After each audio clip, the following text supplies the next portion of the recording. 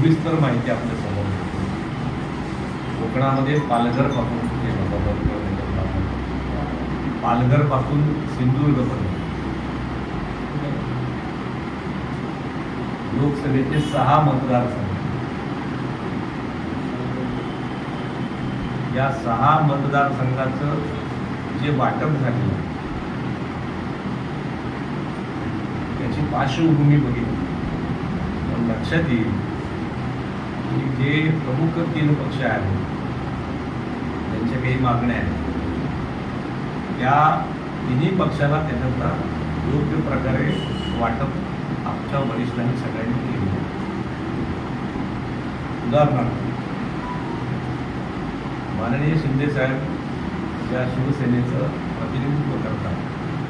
त्यांच्याकडे ठाणं, कल्याण डोंबिवली आणि रायगड मावळ नावाची जी लोकसभा आहे अशा 3 लोकसभा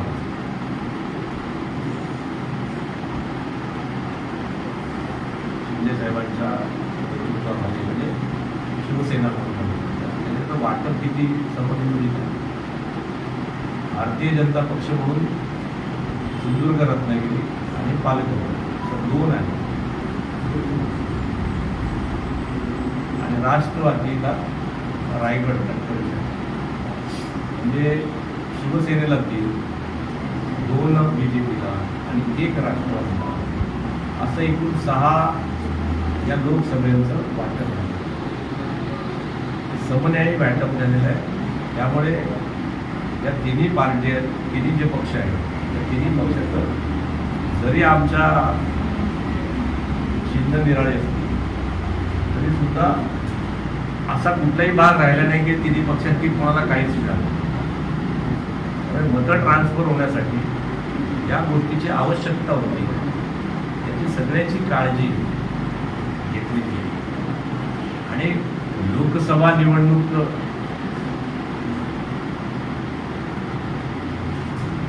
लढवली नाही तरी विधानसभा तुमच्या येणाऱ्या निवडणुकामध्ये त्याचा आणखी व्यवस्थित वाटप. त्यामुळे जो अपप्रचार उभाटावाले करतात शिंदे साहेबांनी शिवसेना समजून, त्यामुळे असल्या अपप्रचाराला कार्यकर्ते बळी पडणार नाहीत. पण जनतेने सुद्धा यांचा कांगावा लक्षात घ्यावा. ही लढाई देशाची आहे. मोदी साहेबांना पुन्हा पंतप्रधान करण्याची आहे. मोदी साहेबांसारखा 2 वेळा पंतप्रधान झालेला तगडा उमेदवार महायुतीकडे आहे.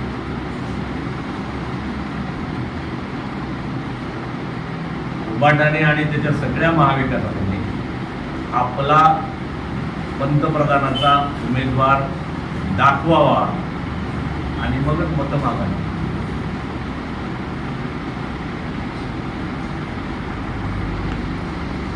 विनायक राऊत सांगतात की राहुल गांधींना पंतप्रधान करायचं आहे.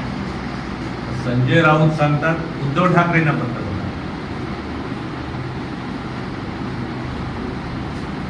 2 राऊतांमध्येच आधी एकमत.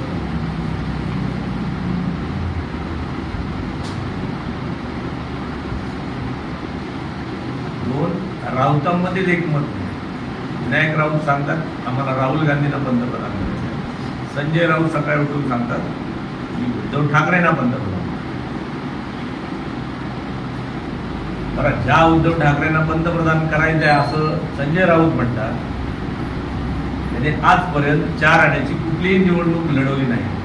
त्यांना पंतप्रधान व्हायचं असेल तर त्यांनी खासदारकीची निवडणूक लढवायला पाहिजे.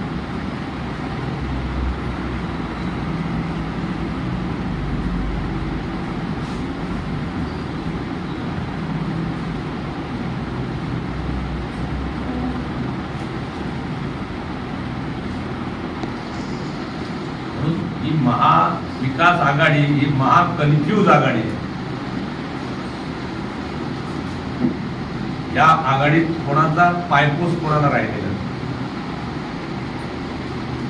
काँग्रेस आपल्या जाहीरनाम्यात सांगते की आम्ही 30 लाख मुलांना मुलींना रोजगार देऊ. 30 लाख जाहीरनाम्यात सांगते. 35 लाख मुलांना रोजगार देऊ म्हणून काँग्रेस सांगते जाहीरनाम्यात.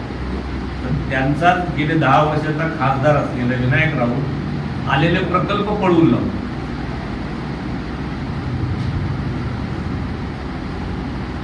म्हणजे काँग्रेस बेरोजगारी कमी करायचं म्हणून सांगते, विनायक राऊत बेरोजगारी गेल्या 10 वर्षात वाढवताना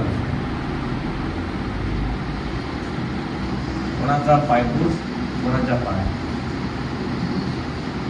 राहुल गांधी सावरकरांना जे स्वातंत्र्यवीर होते, जे क्रांतिकारकांचे महामेरू होते, अनेक लोक सावरकरांचं मोठेपण, त्यांचं क्रांतीमधलं स्वातंत्र्यामधलं सहभाग मोठ्या मनाने मानत होते. अशा महापुरुषाला राहुल गांधी शिव्या देतात.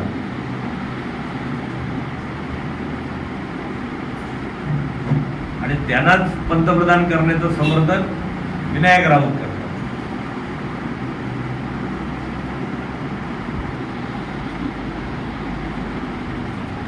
म्हणजे यांच्या विचारात एक वाक्यता नाही.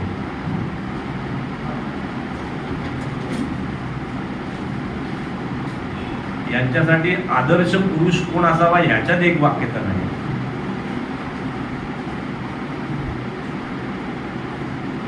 हे राष्ट्र एक असावं का ह्याच्या आणखीन तुकडे व्हावे याच्यात एक वाक्यता नाही. पोरांना रोजगार द्यावा की प्रकल्प पडवून लावावेत याच्यात एक वाक्यता नाही. म्हणजे अगदी राजापूरचा विषय घेतला तरी राजापूरमध्ये राजन साळवीजी आमदार त्यांचे शिवसेनेचे, आमच्या खलिपेताई काँग्रेसच्या माजी आमदार,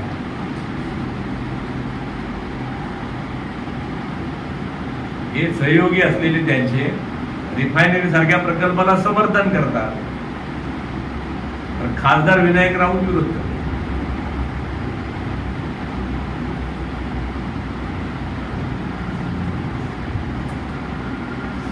ही महाकन्फ्यूज आघाडी. अशा या महाकन्फ्यूज आघाडीच्या माध्यमातून कोणाचंही भलं होणार नाही, जनतेचं भलं होणार नाही, तरुण पिढीचं भलं होणार नाही.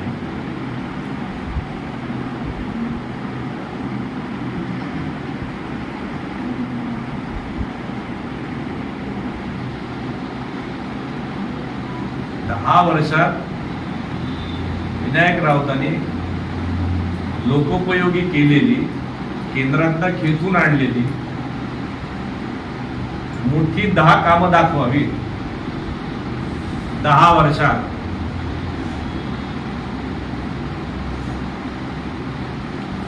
प्रमोद जठरांचा विनायक राऊतांना रोकडा सवाल, गेल्या 10 वर्षांची 10 कामं दाखवा. बँकिंगच्या भाषेत म्हणायचं तर विनायक राऊत एक नॉन परफॉर्मिंग असेट आहे. बँकेत जसं खातं NPA होतं तसा आमचा खासदार NPA झाला. त्याचा परफॉर्मन्स 0 आहे. आणि ज्या खात्याचं परफॉर्मन्स 0 होतो ते खातं बंद करायचं असतं. माझी तुमच्या माध्यमातून जनतेला विनंती आहे, ते नॉन परफॉर्मिंग खातं,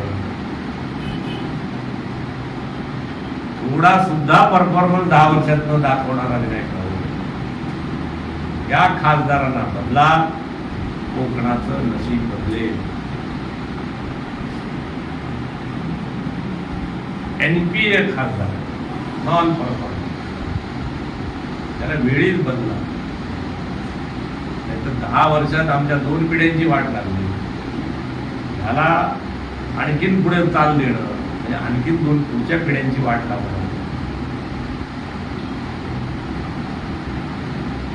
7 मेला मतदान करताना जनतेने आपल्या मुलाबाळांच्या भवितव्याचा नक्कीच विचार करावा. या भागाचं महायुतीचे उमेदवार भविष्यामध्ये केंद्रातले